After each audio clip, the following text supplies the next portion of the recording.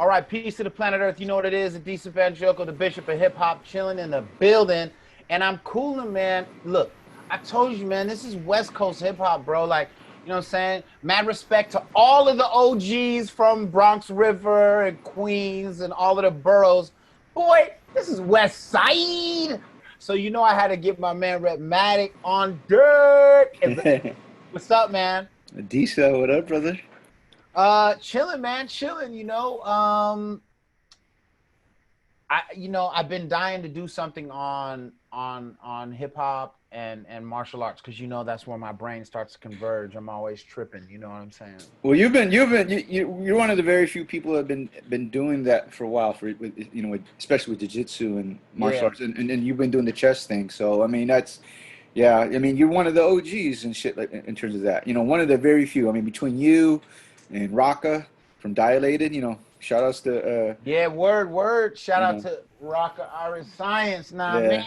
Yeah. So, but yeah, you've been in the forefront of that for a while. So I mean, well, it's just it wasn't an idea. It's just something that happened. You know what I mean? It was just an early obsession, right. And I know you've been training. You were training today. How do you feel about training in a Corona era?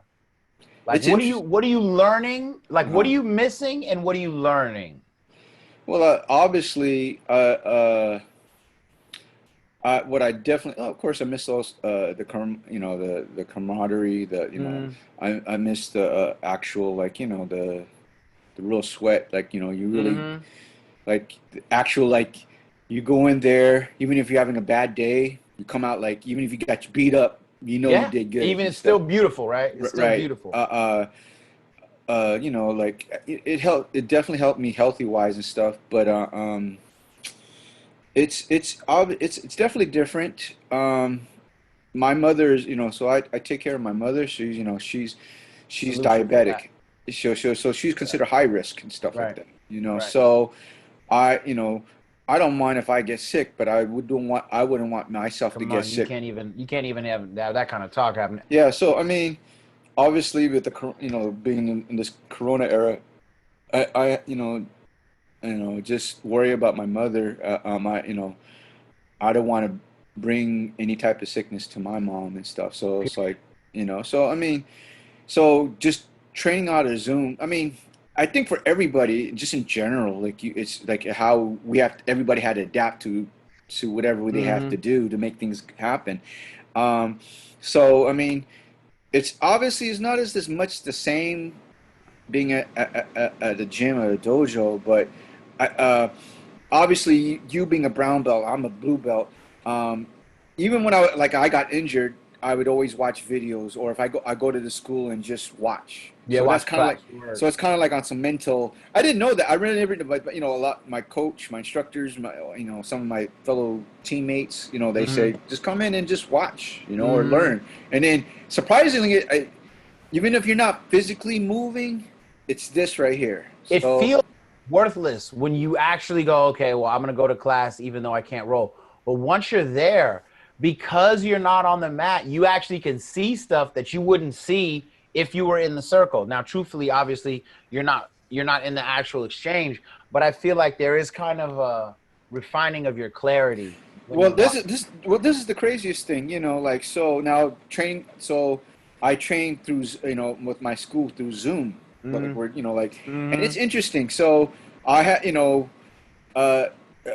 my coach was very nice enough to give me some mats and stuff because I was doing on a yoga mats on a hardwood floor. I was not the business, man. Doing drills and just my knees I'm like, oh yeah. So he so he was nice enough to give me some mats, and then of course I made they showed us how to do homemade dummies using towels and 2 pillows and putting a hoodie in your. So it's not the same, but I do find it as the saying goes with hip hop, you got to work what you got, and it's surprisingly doing drills. I find out certain things that I was lacking them, I got the more understanding because after we do the drills, I would drill on my own, just whenever, just at my own pace, and just filling out. I was like, oh, I can do. Yeah, you need your wrist here, not there. I want my knee here, not there. You know what Right. I'm saying? Now that stuff is a big deal. You know who got me hip to drills back in the day, and it was game changing for me because that time I don't think anybody was really doing it. Was when BJ Penn had left Half.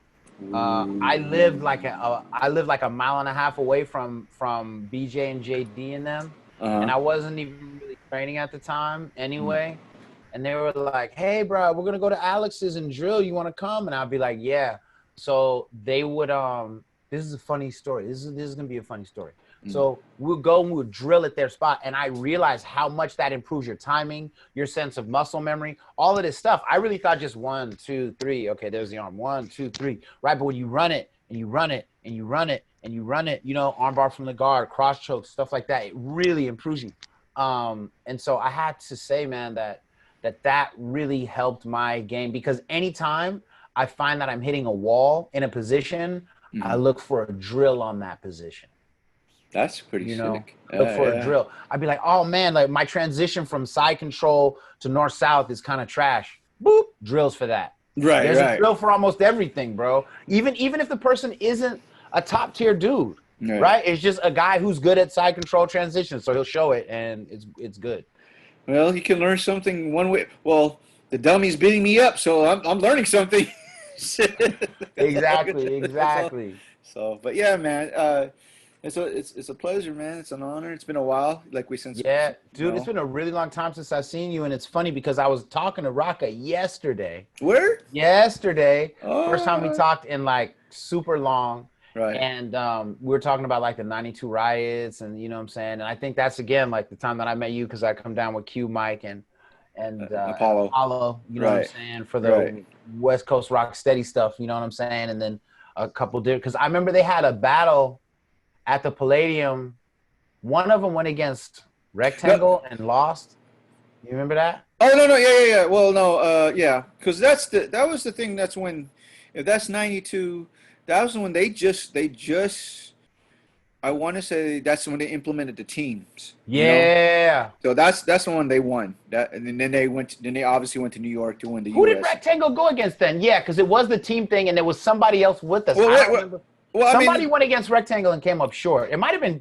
I don't want to say nobody's name because then if they didn't. Well, I mean, believe it or not, like J Rock and Kirsch from our crew were they entered it too and stuff. This is Rectangle. I forgot. It's a little blur, but obviously Q, Mike, and Apollo won and shit.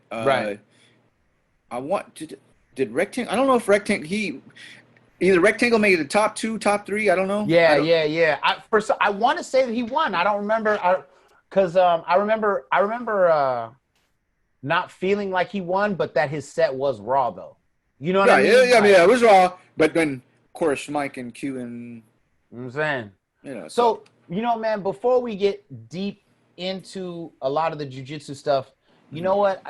Because it's West Coast, I'm always trying to make sure that people understand the history of West Coast hip-hop on a level that they didn't before, right? Yes, and the reason why I'm so West Side with it all isn't because I got problems with the East or I got problems with the South or anywhere else. But it's just like so much of the history when we talk about hip hop, we act like the rest of the country wasn't doing it too. We act like the rest of the country wasn't involved as well. Right. What I wanted to ask you was, can you tell me, because I don't know, I'm asking like, I'm asking as a student, bro. Right.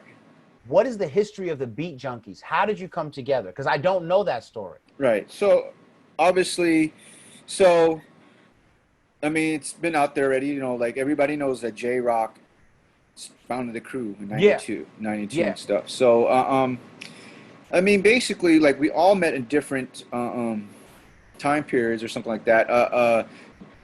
One the OG members obviously was Jay, myself, DJ Curse, Melody, and eventually like other people like ICI Symphony. Yeah. So, well, I mean, if you have to also look at it like Northern California, Southern California. There's a lot of similarities, but definitely a lot of there's some duality. Yeah. So I mean, me coming up, we all came out from also in the mobile DJ scene, like the same thing as in the Bay Area. Uh, there's a big mobile DJ scene, and then you got to also look at about it too. Also, like there's you being from the Bay Area, you also know that like in the West Coast, like Asians, literally Filipinos are like the Puerto Ricans of the West Coast. Yeah, that's word. Yeah, that's fair So to it's say. like, well, I mean, just like Filipinos, you got also like Samoans, you got Tongans. Tongans, you got like Chinese, Japanese, Yeah, Koreans, Asians in general for on sure. the West Coast, Yeah. right? So for us also too, like so there was a big Filipino community, big Asian community also here in Southern California. I mean, coming from LA all the way to San Diego and stuff like that. I mean, if you want to really get technical, in terms of Asians or Pacific Islanders, Booyah Tribe is the first official group to be on Word? Come on, they were on 4th and Broadway, dude. I remember they were on 4th and Broadway. Okay, they had that Psycho Funk, right? You know who Yep. produced that? Tony G from the Mixmasters. I didn't even realize that. Yeah. So I mean, didn't like, even realize that. and we really want to flip this. So, Booyah Tribe. If you ever watched that, if you haven't seen that old school West Coast, there's a documentary called Breaking and Entering. This is prelude to Breaking, the movie Breaking, right? Okay. Type it up. This is like you see, like YouTube it, like. Basically, this is like LA shit where like you see Ice-T, you see the Glove, Egyptian Lover DJing, Boogaloo Chris Shrimp. the Glove Taylor. If you from anywhere, blood. If you don't recognize Chris the Glove Taylor, blood. Yeah, Reckless. Ice-T Reckless. Come on, right. He was also the DJ on Chaka Khan's I Feel for You. Yeah. So, anyways, I mean, it's a documentary of LA. At the time, and there was a group called a popping crew called the Blue City Crew. Okay, where were they from? Crippen? They're from Carson, which is, and you know who they are? That's Booyah Tribe. Okay. Right, that's Booyah Tribe. Booyah Tribe they were known for being one of the dopest poppers coming up, but I didn't put until it's like, yo, they look familiar, and then I found out, shit. Right. So there's a lot of history. I mean, look, and if you really want to deep on some Filipino shit, Nasty Ness. From Seattle. Nasty Ness gets saluted, bro. Dude, he's on Eazy-E's radio at the end. 5-star general. I remember. Yeah. I remember because I was cool with Eazy back then. Right. And Nasty Mix, he's part of Nasty Mix Records. Yeah. So that's like, that's on some other shit too. Come on, man. That's Seattle to LA, bro, to the Bay. I mean, that's what I'm saying. So it's like, it's crazy. But anyways, so I've known Curse, for me, my own history, I've known Curse since high school and stuff like that. So in some ways, Curse is like half Filipino, half white. He was my mentor per se. He's 1 year older than me.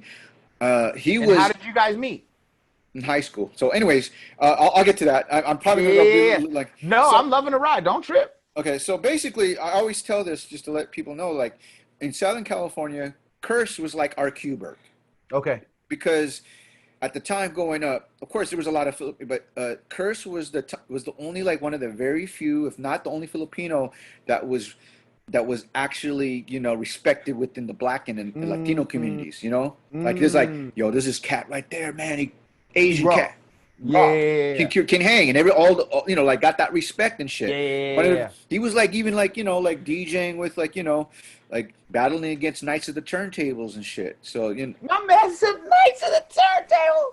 Hey, oh jeez, blood. No. Like I said, like I'm very blessed that from a LA's perspective, I've been very blessed to see West Coast, hip hop coming to the LA. Like I remember, so I got to see like beginnings of like when K-Day started, when KGK was, like having my friends' older brothers throwing like college parties, but didn't know that they were basing upon their stuff upon like with Uncle Jam's Army and shit like that, like, and this is Philippine. So this is the Filipino scene. They were playing funk and shit, but then hip hop started coming in, and then you got the popping and then breakdance, so all this shit was coming in at the same time. So anyways, so each members, were meeting at different times from mobile DJ scenes. Jay is originally from Connecticut, Okay. They moved to Orange County and stuff. So, and we met him at a record store called Funky Town Records,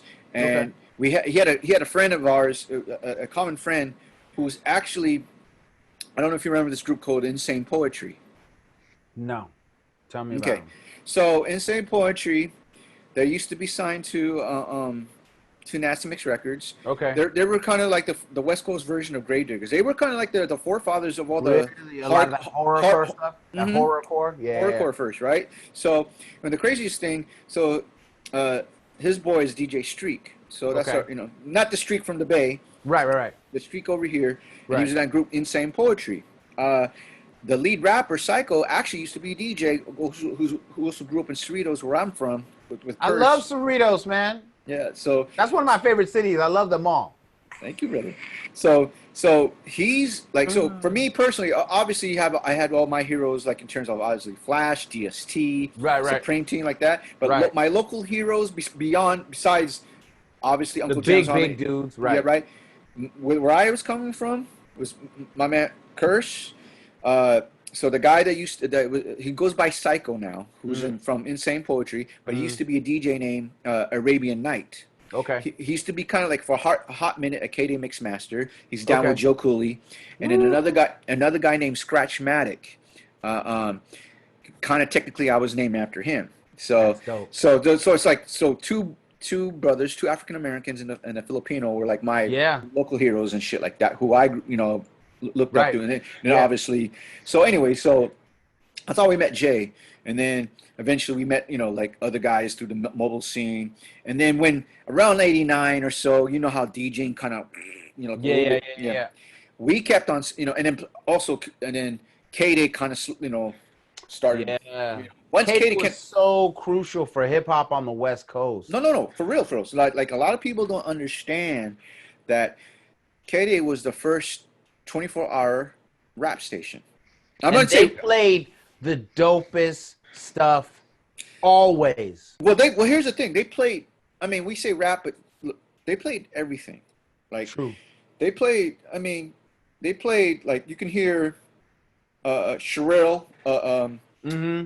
You can hear Sherelle, Earth, Wind, and Fire. Nocera, Summertime. No, Sarah.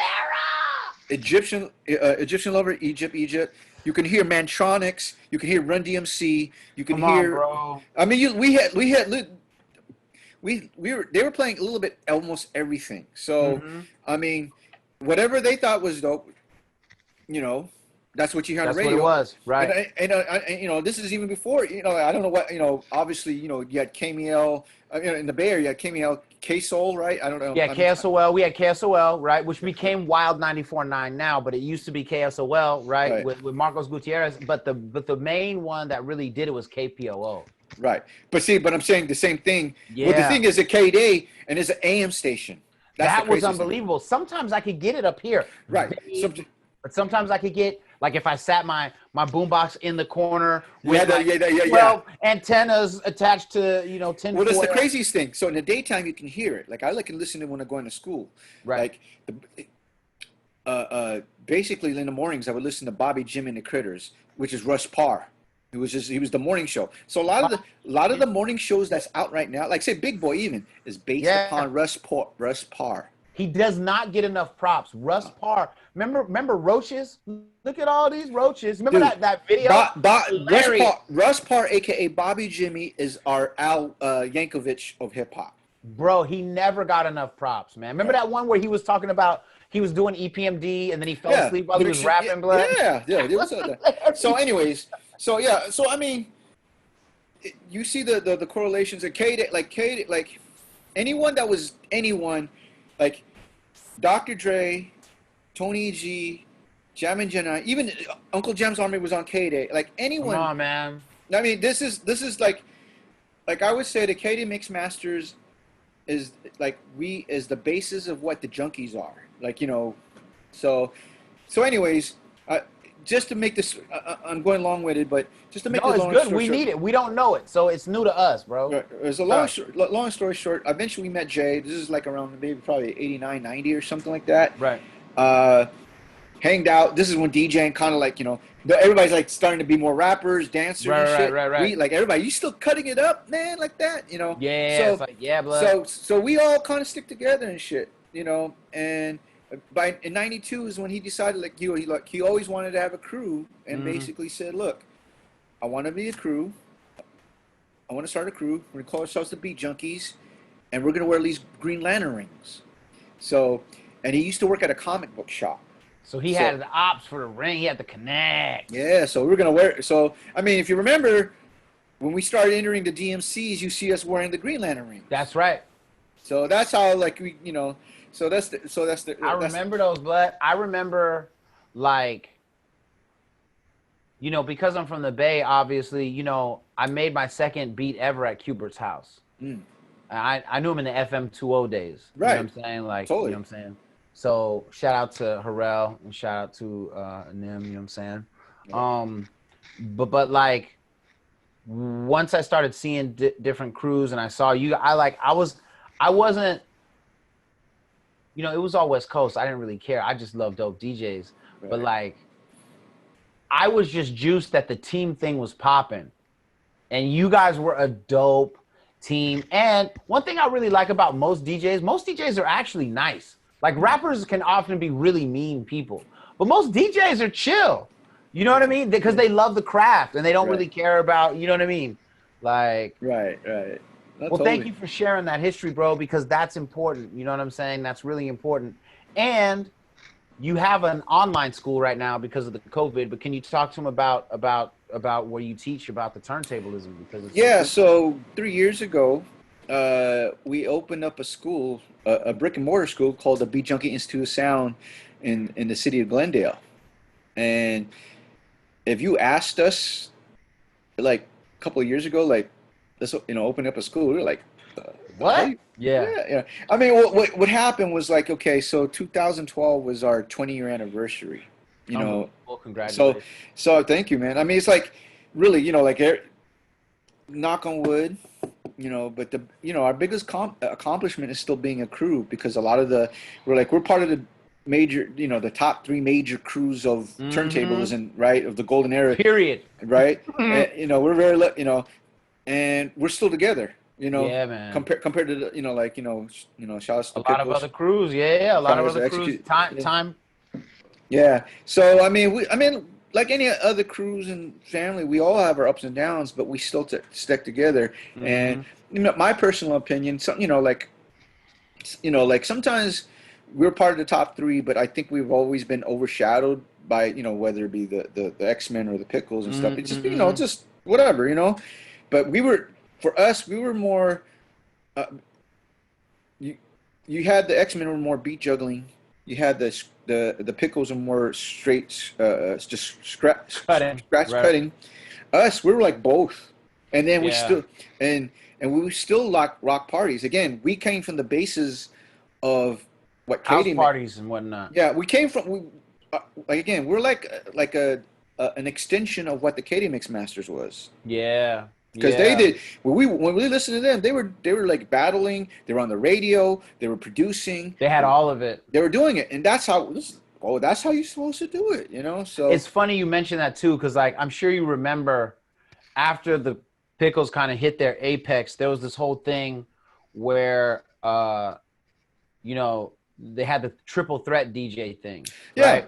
Right. But I already knew, because I don't know if you remember, I used to host the ITFs. Do you remember that? No, I used to host. Because you know what I mean? Well, I remember. Hey, there's a part of you. It was between you and Ace, DJ Ace, where you when we won the '97 ITF Team World Championship, and you were like, oh, like it's in the video and shit like that. So I remember that. Like I totally remember. I used to in the beginning of the ITF, there used to be this thing where I read this script. Alex had me read this script where I was like, when Edison invented the turntable. Like, it was this whole thing that would, like, set up the ITF. Like, I was that dude, and then I hosted a ton of battles, like, back in the day. No, you did also, like, you did some of the DMCs, too. No, also. it was just ITF. That really? was crazy. No, you're right. Because who was it? Because there was the Bay Area Hip Hop Coalition. I forgot. Right, yeah, that's right. There was Bay Area Hip Hop Coalition. There was ITF. Now, I did do a DMC. Hip Hop Chess Federation did host a DMC like 3 years ago, and it was actually hella sick. But that was the first time we did it. You know what I mean? Shout out to Krista Z. Shout out to Krista Z. Right, but I've always known that you're, no matter what, because when the DMC or ITF was ever happened in the Bay, you were always there. I was there. I was always at those battles. Is he was there, or you were always at the bomb shows, or the Gavins. Yes, so if people didn't know what the Gavin is,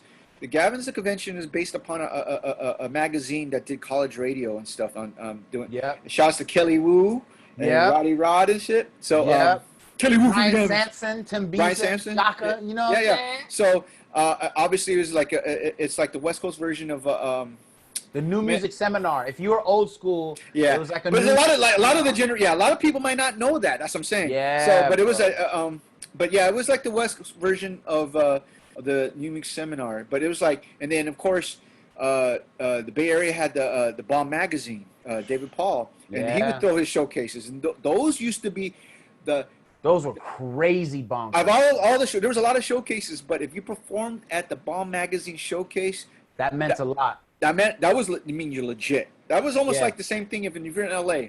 Like in the 80s, if you perform like the late 80s, if you perform at United Nations or Funk Jungle or Water the Bush, or during during the 90s, you could perform at Unity. Yeah. If you performed at the Bomb magazine, and then there was what's the one the pirate DJs do? Billy Jam. Not Billy Hip Jam. Hop Slam. No, pirate DJs did a party. Oh, you're talking about Cream of Beat was everything, bro. Yeah, so it was either the Bomb magazine or Cream of Beat for the Bay Area. Like that was like, you know, if you know, Mind Motion, Rolo. Yeah. So even from LA, like we were like, yo, we gotta go. Those are the things as LA cats. If you're gonna go to the Bay, it's like those are the joints you gotta go to. Right. You know, so I mean, it's like the thing. Here's another thing, people. You know this probably already, but a lot of people didn't know that Shortcut and D Styles were beat junkies before they become Pickle members. I had no idea. You just blew my mind right now. Yeah, they were, dude. So around the time that like, you know, when they were Rock City DJs, Short and D were hanging out with us. They became junkies before. What? Yeah, I had no idea. Yeah. See, that's why you be learning straight exclusives on here, boy. Man, so I want to talk to you. First of all, really thank you for that history, because that is important history. It is important to me as a black man, to be totally honest, that like the history of all different races, cultures, and subcultures inside hip hop get acknowledged. You know what I'm saying? And so for me, it's important that hip hop, the Filipino contributions to hip hop are known and noted and celebrated. You know what I mean? you know, inside the DJ element and more, but inside the DJ element, it's an unquestionable stamp, and the West Coast just kind of stands alone on that. You know what I'm saying? Well, I mean, it's like again, it's like, you know, we're like the Puerto Ricans, you know. Well, also the inside joke is that Filipinos are like the blacks of Asians, you know. Hella real. No, because I mean, like in any culture, like, okay, for Filipinos, in terms of like, in the Philippines, there's actually black people in the Philippines called Igrots. In the mountains. So it's like, you know, so you got that, you know. You got like the Matan and the Ata, right? Like they were right. So pretty I mean, black, player. Yeah, I mean, so there is, you know, so I mean, there is some type of, you know, they say that black is, you know, the black man's the original man and stuff. So I mean, it's like, so I mean, in many ways too, is also it's like, we understand that when it comes to the music, it's all about the drums, the rhythms. So that's why we, you know, we may not be song and all of that. You know what I mean? but, you know, maybe as Asians, we're maybe not be outspoken, but we're very, but we let the, you know, we're not vocal, you know, very vocalized, but we're definitely passionate with certain things, whether it be dancing, art, or music. No, absolutely, no question. So I mean, and it's like, and you know, we have to acknowledge that, you know, that hip hop culture is a black culture with also Latino culture, but then it happens that as a Filipino, that we're kind of in that dysphoria. No, there's no question, man. No. There's no question. It's not kind of like absolute. You know what I'm saying? Right. you know, now that we really, I'm glad you mentioned the Philippines and we're talking about Filipino contributions so much right now because a big part of my journey in hip hop was connecting to Filipinos through Eskrima. You know what I'm saying? You So know, like there was a time when me, I'm serious, this is a true story. Me, Hubert, DJ Disc, Apollo, Yoga Frog, and like Profo and Rob Nasty would all be taking a screaming together. That's crazy. We would all be taking a screaming together. You know what I'm saying? Well, I don't think I ever saw Master Mike. I think by that time he might have already moved to LA or something. But I mean, like we all trained Eskrima under this guy named Sultan Uddin for a while, and he was really well connected. Like he kind of anybody who was of the hip hop era for whatever reason, we ended up connecting to him mainly through this one guy named Jamie LaPena, who was one of his main students, but he was a dancer for the Automator. So Jamie LaPena was a dancer for the Automator back in the day when the Automator was doing like Music to Be Murdered By and stuff like that. Right. So you know, bro, like I mean, I was always so that was my introduction into Filipino culture, other than just knowing that they were which is like that they were DJs, right? Like the first guy to teach me how to mix was a guy named DJ No. His name was Noel Baronia, and he actually taught. Who was the main dude that used to be down there? He used to DJ for like Death Row. He was on the record, but he would always got the Death Row phone. Asian dude. He's from up here, but he moved down there. And he Ben Baller. No, that's not him. I want to say Takahashi is his last name, but that's not it. I think he had a Japanese last name. Anyway, Noel taught him. You're talking about Theo.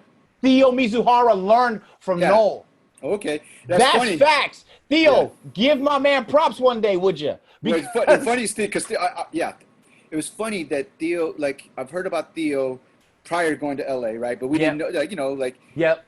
But then, of course, when he got on the radio, everybody thought he was black because everybody thought he was like he had a really deep voice. And then we heard stories like, "Yo, he can mix." Shut the fuck up! Really? He learned how to mix from Noel, and Noel was the best blender of tracks that I've ever seen. He could make songs go together better than anybody that I've ever seen in my life, bro. Straight up. It's crazy. It's interesting too because I know there's again the styles of LA and in the Bay Area. Because I mean, you guys, Bay Area was more quick mixing in the style, whereas LA, of course, you know, we follow the Egyptian love, you know, it's our style. Well, if you even look at it, even for the mobile scene, you guys, the Bay Area scene always is known for their extravagant sound system and lighting and stuff, right? Yeah. But you know, well, I mean, granted too, also LA was also mobile. I mean, Uncle Jam's Army.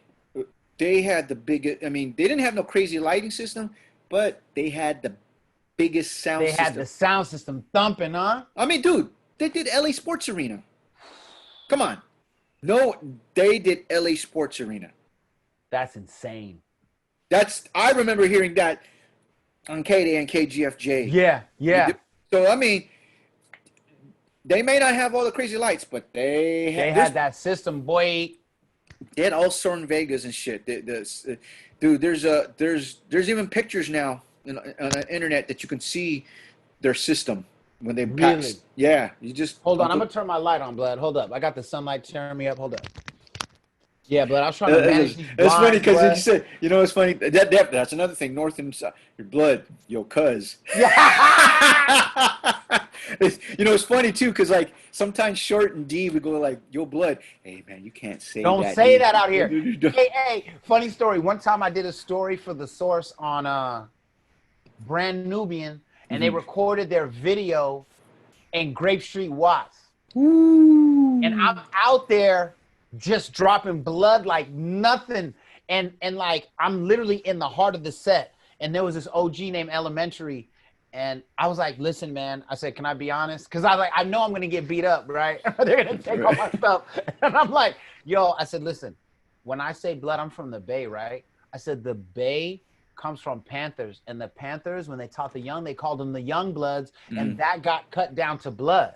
So like, I don't say it with any gang knowledge. I speak as like someone who's learning from a Panther. Well, it makes more, hearing that now makes more sense, as you know, for the history of being from Oakland and stuff like that. Because But the it's kind Bay, of it just became blood. You know right. what I'm But saying? it's fun. But it's funny because if you see it over there, B or C's, it's like you got to be. It's like you're in Grave Street. When you say you're in Grave Street, I was like, I was in Grape Street. I had a red star and crescent because I was like, the only thing that's gonna get me through is Islam.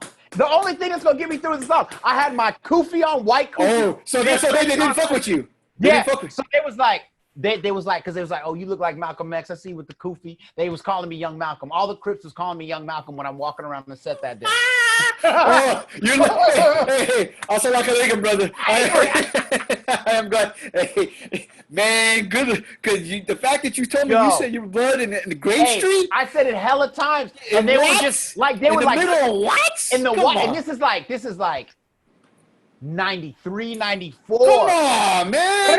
You know what I'm saying? Come on. Let me tell you. So, true story. So, I forget how, but there was a white kid who I didn't know that somehow drove me there in his IROC of that year. I want you to understand what I just said.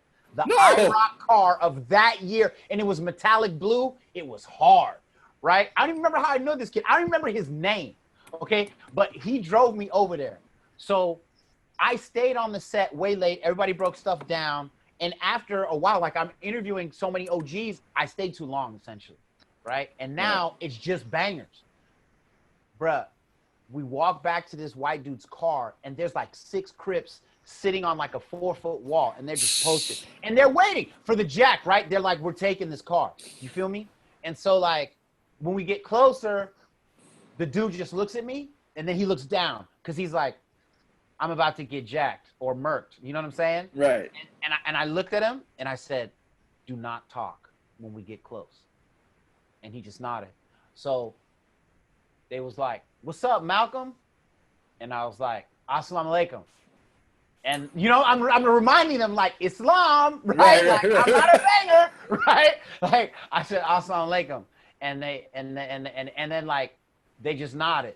And then they looked at the white dude, and they looked back at me, and they're like, is he with you? And I'm like, yes. I actually live in the Bay, and I got to get back to my wife. He's taking me to the airport, man. I'm almost late, bro. I was just trying to get the story for y'all, you know what I'm saying, in the source blood. Like, you know what I'm saying? I need y'all to let me just dip real quick, you know what I'm saying? And then, like, they looked at each other, and they looked back at him, and they were like, all right, Malcolm, have a good flight. And I was like, assalamu alaikum, thank you. And he got in, and then, like, he shut the door, and I looked at him, and I was like, just start the car and move slow. And he was like, and then, like, I was still waiting for the on the way out, but they didn't do it, and I made it home. Woo, boy. Hey, yo, Islam saved my life. Hey, man, people don't know during the 90s, yo, for real. Whether if you're a blood, a Crip, an essay, or if you were like Asian gangs and shit, dude, shit was not, dude. They didn't. You would come up straight dead, and that was it. Dude, if you're not a gangbanger, if you find out what city you're from, like, you know, like, hey dude, in Cerritos at the time, dude, like, shit, we had Filipino gangs, so all, you know, they think I'm man, come on. I'm like, yo. No. It was grimy. Yeah, it was grimy. Eskrima was the way in. It was my entry into really understanding Filipino culture, Filipino history, lapu. You know what I'm saying? All of that. You know what I mean? It's crazy in terms of when you talk about Filipinos. So, like, you know, for us, we didn't have any type of heroes, right? So besides our parents, you know, in some ways, Hubert was our hero because but beyond that, but here to talk about Eskrima before that, and it told, you know, on some other shit, really, Dan Inosanto was our hero. Man, Dan Inosanto, dude, bro. Come on, the Bruce Lee's right hand man taught him how to use the Eskrima 6 and nunchucks. Come on, bro. He was in Game of Death. Yes, bro. Dude, Come on. I mean, a lot of my old school homies were going to IMB. Come on, dude. So I mean, yeah. It's really crazy, man. Like Dan Inosanto and what he has meant, not just to martial arts globally, but for the West Coast specifically, it's hard to really even put into words, and like I think he got his black belt in jiu-jitsu from Jean-Jacques Machado, I think. Yes, he did. Come on, bro. Come on, bro. Oh man, this guy's Come on, like, bro. this guy has like, he's so, Dan Inosanto is a master of almost everything. Dude, I mean, imagine dedicated. like, I mean, just imagine if like, again, if Bruce was still alive, dude, like, if he was like, he'd be like Dan, like he probably would be training with the Gracies to learn, like, oh, let me learn this shit. No question. Yeah, no question. He would have trained. You know what I mean? Learn that shit, and then you flip it. Yeah, he would have flipped it into something we can't even think of. You know what I'm saying? Right. Now let me ask you. Yeah. Right? Like, I have always felt personally that there was a connection between turntablism and martial arts. Yes. I always felt that. Right now, truth be told, I started out as a beatboxer and as a DJ, right? But mainly in the house. I did a few house parties, but very little. Like, somebody let me get on real quick. But I was really a student of a lot of that. But what I'm saying is that you know, especially once the dirt style battle breaks came out, and has, you know, my style is the best, and so I challenge you. You know what I mean? My style is the best, and all that stuff, right? And those records really kind of solidified for me in my head philosophically that, you know, it's about mastery of your style. It's about supremacy of your technique, scratching, right? It's about being unafraid to go head up with anybody, whoever, regardless of whom or what.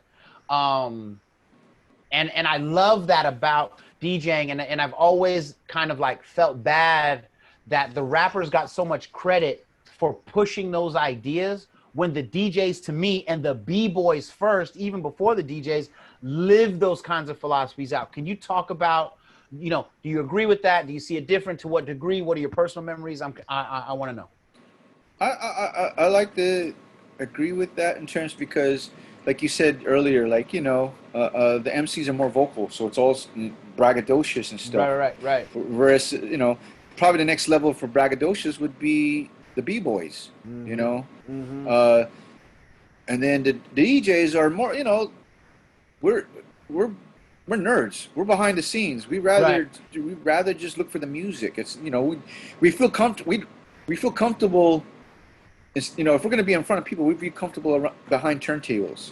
Yep. You know, it's kind of like our, you know. So, and it's always about searching for the perfect beat, search for the, you know, looking for the right, you know, doing the right technique, doing the right sound, sound, how to, you know, make sure that people are still dancing. You know, that's, you know, it's so it's just, it's like, I think in you know, like you said, why DJs are like nice or quiet or whatever, because it's all about, really, majority is mostly about the music, really. So as we, you know, of course, there's in anything, there's competition and stuff, you know. Right. But to say the correlation with saying, you know, say jiu-jitsu and turntablism, that's, I'm glad you brought this up, because so now that I'm an instructor for DJing and stuff, right? And then at the same time now, you know, I've been training jiu-jitsu for a good almost about probably like 5, maybe 6 years. Tight. You know, I started late. You know, like I'm 51. I started when I was 45. I have no idea that you were older than me until this moment, which is unbelievable because you look hella young. Filipino blood. Hey, hey, but remember, hey, black don't crack though. Hey, you know what I'm saying? We doing all right over here, you hear me? No, but like, the craziest thing is that now taking jiu-jitsu, you know, like being a student in, you know, it's crazy what they say. Like, jiu-jitsu humbles you, like for real, one way or another. Always. And so because of that, now to become an instructor. And taking things like, we can talk about you know, like saying how we're talking about techniques of jiu-jitsu, right? Because we know, understand it. But if you have to talk to somebody that doesn't know anything, so I have to explain that the same thing to someone that's to DJing. Like, how do I explain that? Like, we can talk about, oh yeah, I'm doing the transformer scratch. What is that? Like, I have to break it down to which. What is a flare? What is a chirp? What is a chirp? What is a stab? What is a baby scratch? What is this? Why are you doing that? How Right. come you have to do that? What is the history of that? Right. What is So a beat juggle? why are you mixing? Why do you have to have measures? Why do you have to count beats? So, and to explain that, it made me realize I became a student again. Yeah. So and so I seen the correlation. So my instructor, who's not a DJ, but he would kind of like, you know how you do this like that. Think of that you're doing the same thing. And when he put in the concept, I was like, wow, I never thought of that way. Yeah. So he tried to relate to me what I was doing. So I had to learn Through how to what you relate. were already well versed in. Yeah. So something that is like, so now like learning how to break it down and then showing it, and then I see the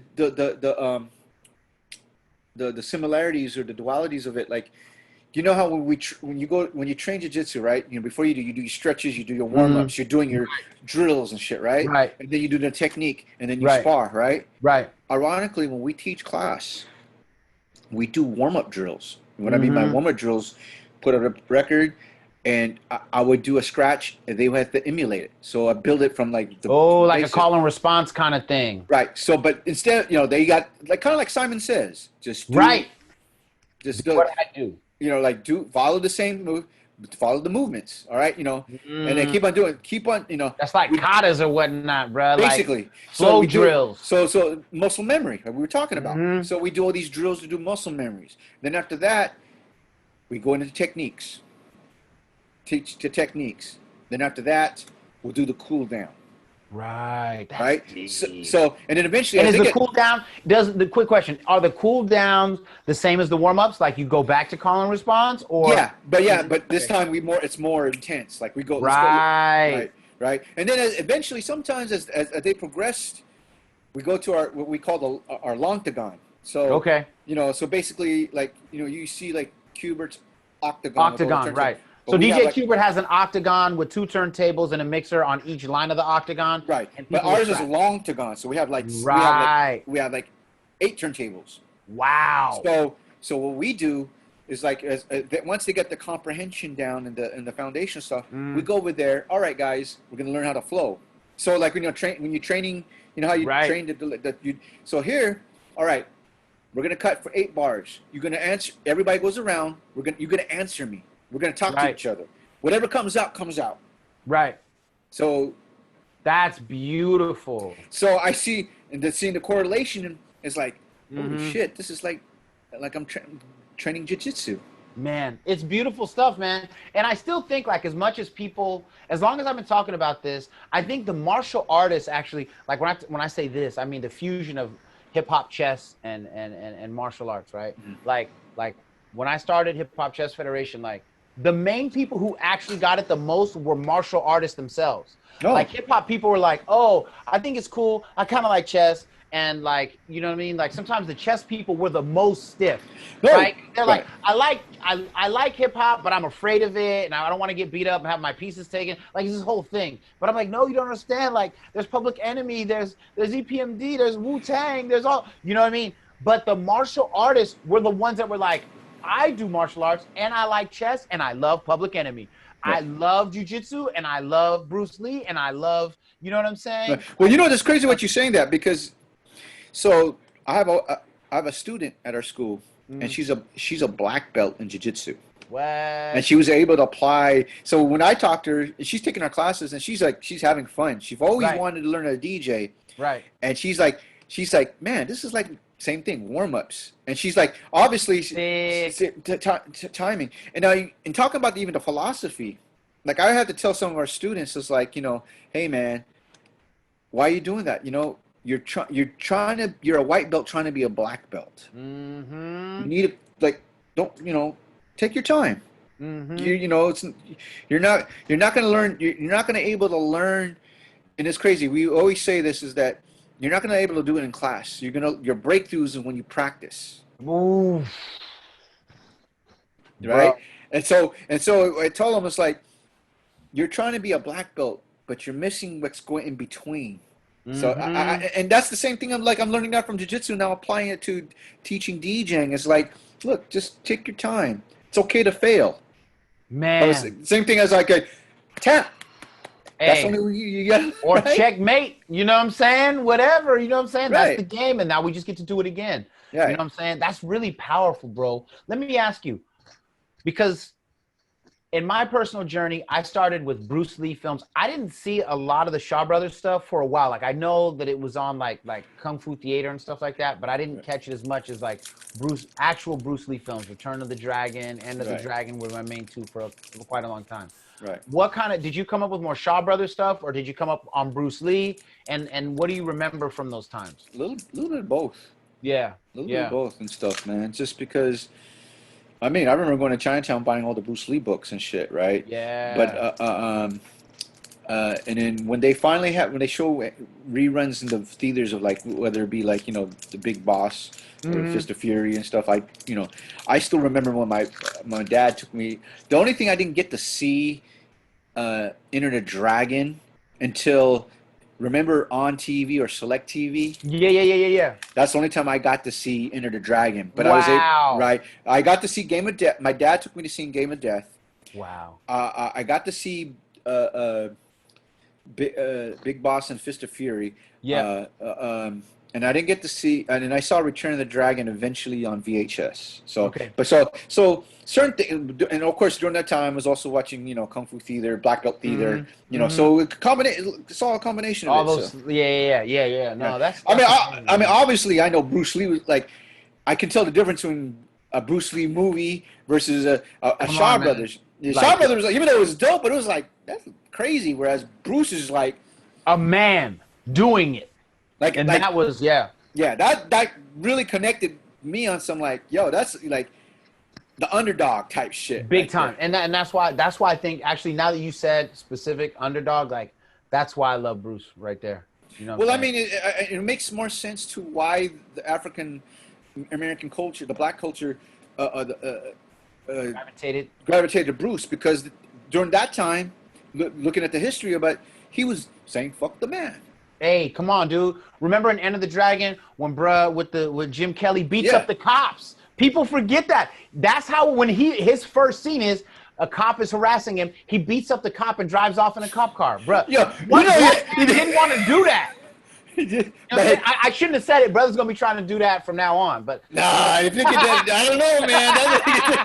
It's like, but at the time, he was like, "Oh shit." yeah, son, Like, damn, he got away. that was crazy. No wonder he escaped to go to Hong Kong and You know shit. what I'm saying? Exactly, because he went bit, bit, bit. I gotta get to the island. You know what I'm saying?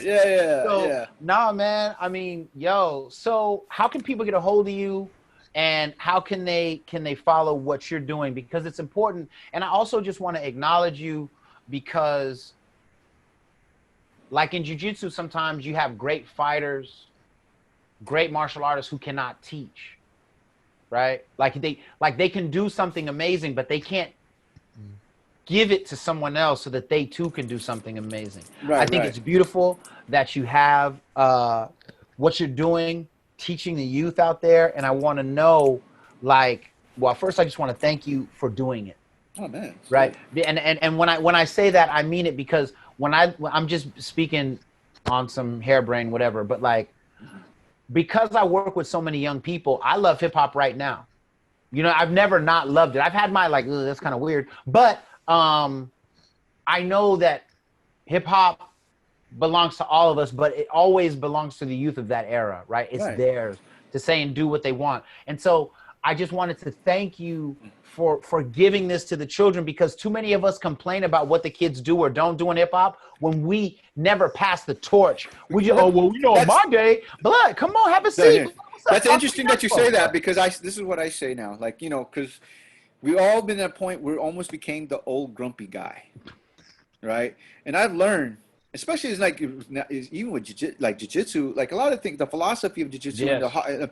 and just in general, and just in terms of learning, watching all our Yeah. heroes, like Yeah.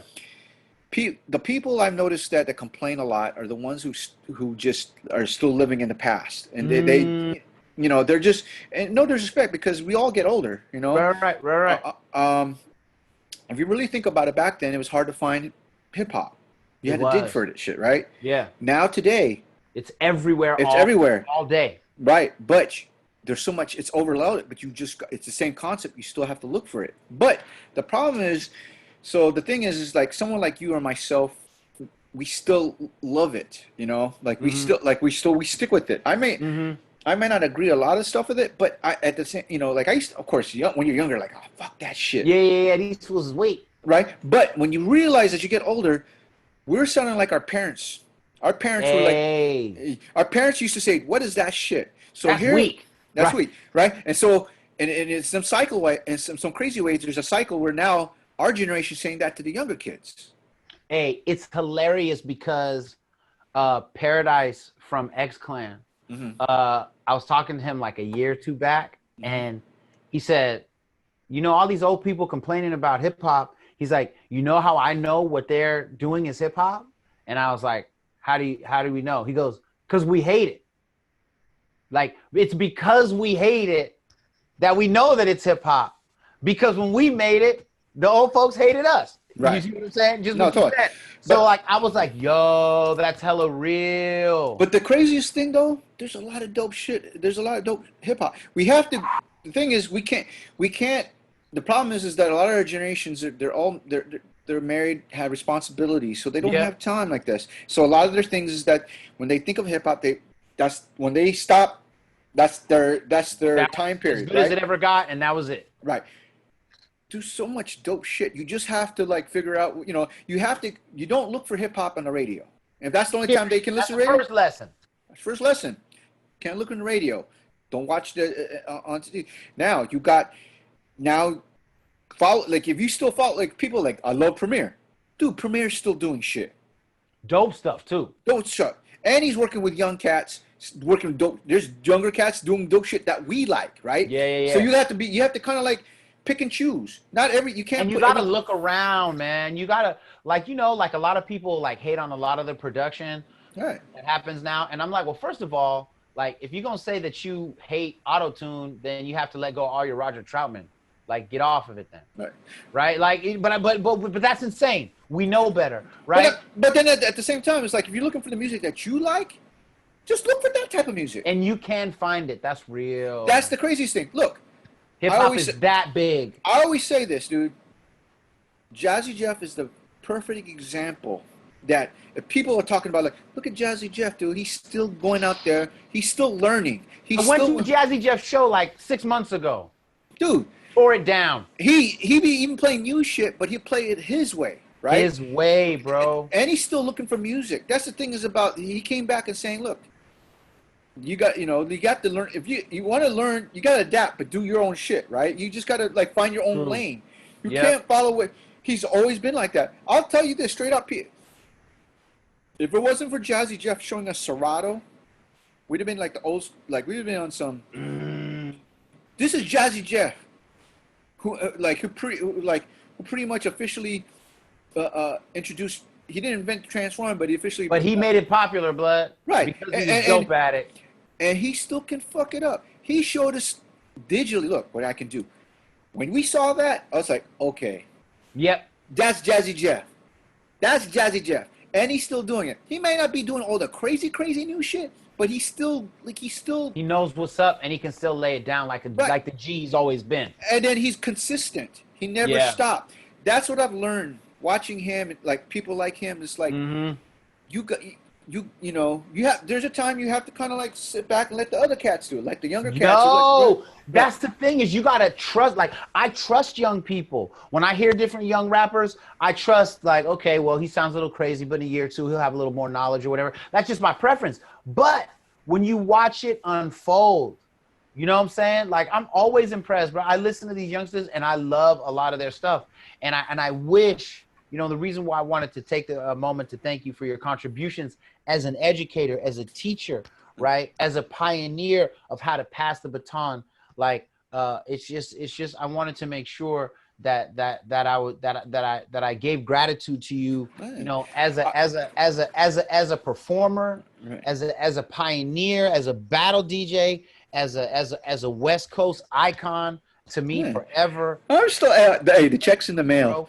Bro. No, I'm just telling you, bro. I'm just telling you because, you know, we hold it down for each other even when we don't intend to. So I'm up here doing what I do. You're over there doing what you do. Rocka's doing what he do. You know, Ev, you know what I'm saying? Q, Right. Apollo, you know what I'm saying? Everybody's doing what they I do. mean, I just think the thing is, that it comes down to it. We're still, a lot of people forget about it. Is that this is you know, we love, this is a culture that we love. If you love it, Yeah. you here's the thing. There was a problem, and in some ways it's our fault, our generation's fault. That it's Right. like, I mean, granted, but you know, you want to come with your own style. You don't bite. You don't copy someone says. You're supposed, you know, but the problem is also too is like, you know, it goes back again to also, and D Styles was the one who said like, you know, we should open up a school because we first, you know, because you know before you never, you know how it is as a DJ or any, you don't show them your technique. You only show Yeah, them you got it. Yeah, it's like martial arts, blood. Like it's I can't show you how to do the death lock. You know right, what I'm saying? but Like, but as he D goes basically, D Styles goes basically said like, why not open up a school, right? Because look at like someone like when all the world champion boxers, what happens when they retire? They open up a gym, right? true. Right. But then another thing too is also is as we think about it, why is it all cultures, even music genres, that they respect their elders and they share the knowledge, whereas Yo, hip hop is the only genre of culture that we're not very sharing, rare. right? It's You know, true. there's a generation gap, right? Because like you said, the old guys are like, man, what you know about that shit, young buck, right? Yeah, Young yeah, blood, yeah. right? The young cats is like, man, they want to get put on, and like, yo, the old heads Oh, are Jesus hating, and hating. right? OG's Yeah. it, right? So there's no connection and stuff. So what I've learned is that, you know what? Let me talk to them, and I learned a lot from them to apply Yo. what's going on to stuff to where I'm able to adapt to Yeah. now and stuff, right? Yeah. And I share whatever I know with them, and then you know like you just have to accept that, you know, like in any type of shit, there's like, you know, like you underground or mainstream. There's dope Right. shit. Right. There's whack shit. Like Yep. before, it used to be like when it's on the radio, oh, that's whack shit. But no, as you get Yeah. older, it's like it really is like, dude, that's actually dope. It's kind of dope. You know, like, you Yeah, know, yeah, yeah. your Hella taste, real. your taste changes and stuff like that. But you know what I've, you know, like, so going back to the like, as even as when D Style says like, you know, open up a school, our thing was like to give back to the community, the cultures that in order for hip hop, for DJing, if people are complaining about DJing, it's this and this and this. They complain, but they're not doing anything about it. Yo. So in our way, it was like, you know what? Let's share everything we can. Yo, man. And there's always going to be someone better than you, but they're not going to do what you're going to do. So just show them everything, and then And ain't that jujitsu too, bro? Ain't that the jujitsu same too? thing. It's like, yeah, your instructor will show you everything. It's just up to you to take it from there, go over there. Yep. Yeah, I Hey, mean, man. a good instructor, like I'm learning now, like a good instructor, a good teacher, is they take away their ego and then show it to them, because in the long run, their legacy is like whoever's the best. They'll say, if it wasn't for that guy, I wouldn't be here who I am at, and it goes on and on and on. Man. Yo, on that note, man, thank you for being on Bishop Chronicles. Tell people how to get a hold of you. Twitter and Instagram, Rhettmatic, Rhettmatic. On my Bandcamp, it's rhettmatic.bandcamp.com. I got a Mixcloud page, mixcloud.com/Rhettmatic. Beat Junkies, you know, we have our own digital record pool. That's beatjunkies.com. Beatjunkies.tv is our online school. Beat Junkie Sound is the official website to our Beat Junkie Institute Sound School. So that's, you know, we got that. We're on, you know, so, you know, and I gotta say shout outs to my my OG instructor, Brad Jackson, who is the first American black belt under Ralph Gracie. Opened up the first Yeah, Ralph boy. Gracie School in Orange County.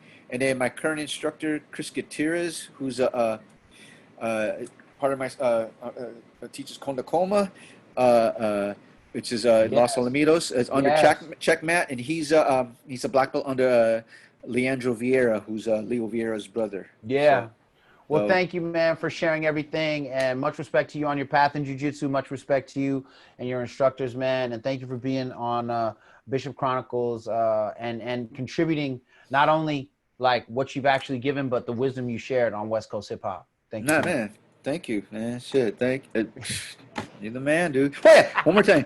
Shout out to What? shout outs to Show Your Roll and Albino Preto. Yeah, yeah, baby. You know.